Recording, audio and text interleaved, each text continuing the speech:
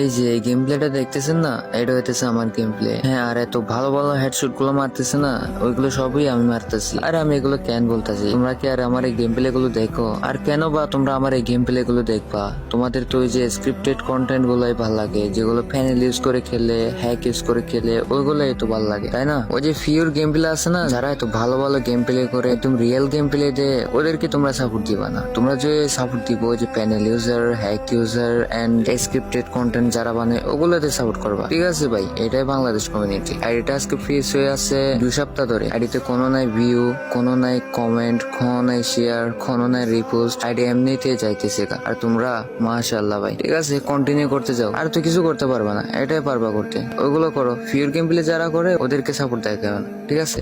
আল্লাহ হাফেজ।